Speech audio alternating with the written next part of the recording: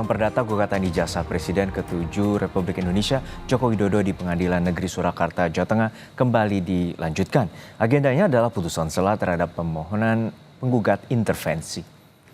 Majelis Hakim yang diketuai Putu Gede Haryadi akan membacakan keputusan majelis terkait bisa tidaknya penggugat intervensi masuk dalam persidangan. Penggugat intervensi adalah teman SMA Jokowi yang merasa kepentingannya terganggu akibat gugatan ijazah. Mereka juga memiliki ijazah yang sama dengan materi yang digugat di Pengadilan Negeri Surakarta. Informasi terkini kita segera bergabung dengan jurnalis Kompas TV Widi Nugroho di Solo, Jawa Tengah. Widi, untuk saat ini bagaimana sidang dari putusan sela dan bagaimana terkait dengan adanya penggugat intervensi dari kasus dugaan ijazah palsu? Ya, Juno dan saudara, saat ini sidang masih berlangsung. Majelis Hakim secara bergantian membacakan putusan sela yang nantinya akan menentukan apakah penggugat intervensi ini bisa masuk ke pokok persidangan atau tidak. Karena memang sebelumnya sudah dilakukan persidangan dengan agenda tanggapan dari penggugat ataupun tergugat. Mereka berbeda pendapat. Penggugat meminta agar penggugat intervensi ini tidak diizinkan, sementara para tergugat satu suara bulat menyatakan bahwa penggugat intervensi ini bisa masuk.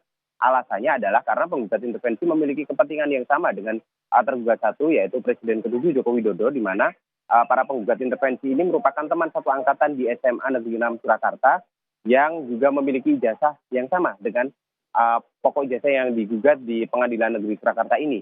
Dan mereka merasa perlu untuk masuk dalam persidangan sebagai penggugat intervensi untuk mewakili atau mengakomodir ribuan alumni yang memiliki ijazah sama dengan Joko Widodo. Karena memang dalam kurun waktu tahun pergantian nama dari SNPP menjadi SMA Negeri 6 ada sejumlah wisudawan atau sejumlah alumni yang juga memiliki ijazah yang sama dengan Joko Widodo. Dan atas hal ini penggugat intervensi ingin mereka juga bisa berpartisipasi dalam persidangan ini dan memperkuat dari tergugat ketiga, dalam hal ini SMA Negeri 6 Surakarta, yang digugat karena mengeluarkan ijazah yang digunakan oleh Joko Widodo dalam proses politik mulai dari wali kota, gubernur hingga menjadi Presiden Republik Indonesia.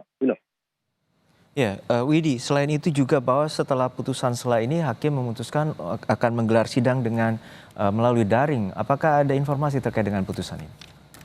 Ya, memang Juno, sebenarnya proses persidangan ini dilakukan secara hybrid, artinya ada daring, ada juga luring. Dan untuk persidangan selanjutnya, yaitu agendanya adalah jawaban, itu nanti akan dilakukan secara daring, mulai dari jawaban hingga kemudian persidangan berikutnya, yaitu replik dan duplik juga akan dilakukan secara daring. Ini sesuai atau sejalan dengan aturan yang ditetapkan oleh Mahkamah Agung terkait dengan persidangan perdata, dan nantinya akan dilakukan persidangan secara offline atau luring setelah persidangan ketiga, setelah persidangan putusan sela ini. Artinya nanti pada saat pembuktian, pemeriksaan barang bukti, pemeriksaan saksi-saksi akan dilakukan secara luring atau offline.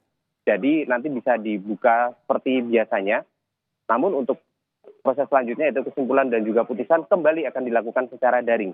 Memang ini sudah menjadi prosedur ataupun keputusan dari Majelis Hakim di Pengadilan Negeri Surakarta ini sejalan dengan aturan yang sudah ditetapkan terkait dengan persidangan gugatan perdata ini. Juno.